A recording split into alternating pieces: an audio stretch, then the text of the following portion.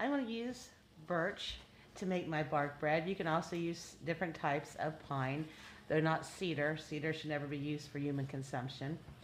This is river birch. My husband calls it paper birch. Um, it is a soft wood. You can use white birch. It's very lightweight, so that's one of the reasons it makes it very easy to use for bark bread as far as the carving part of it goes.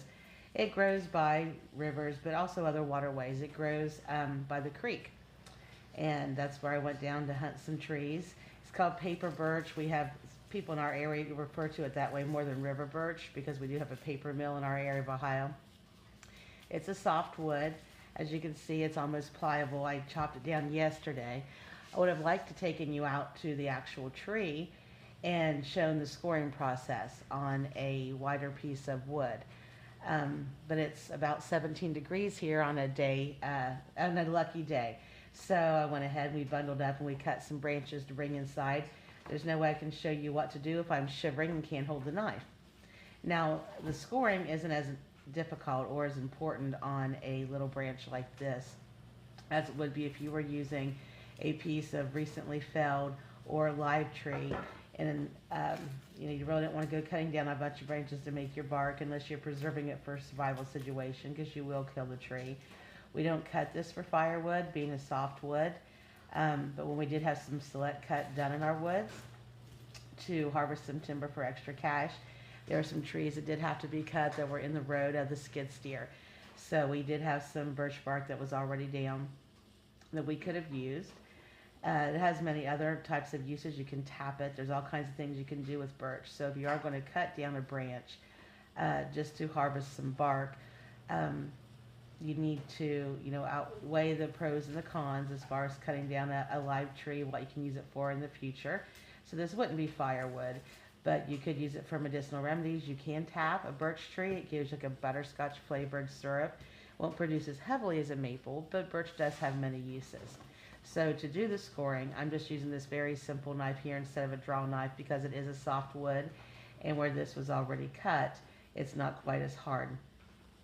So you're just going to take your knife, preferably one without a serrated edge. I do have a draw knife, but it's out in the butcher shop for tanning a hide, and I don't really need it for this. On pine, it is a little bit harder, so you might need a knife like that to score it.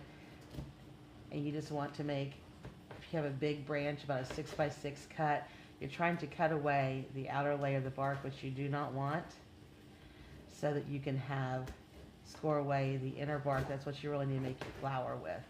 So you can just go back and forth on a soft wood. It's easy to make the little window, a lot of people call it, to get to the inner bark. I can kind of saw back and forth here a little bit, which is more than scoring. But here's one that I've already scored and shaved, so we're going to work with that one next. And once you have your window cut, you're going to have this part of the inner bark exposed, and that's what you want to work with. You're going to have lots of little things falling off of it if you're using a paper birch or a river birch, so you can take your hand up and down it. I did a little bit on this one to get that out of the road.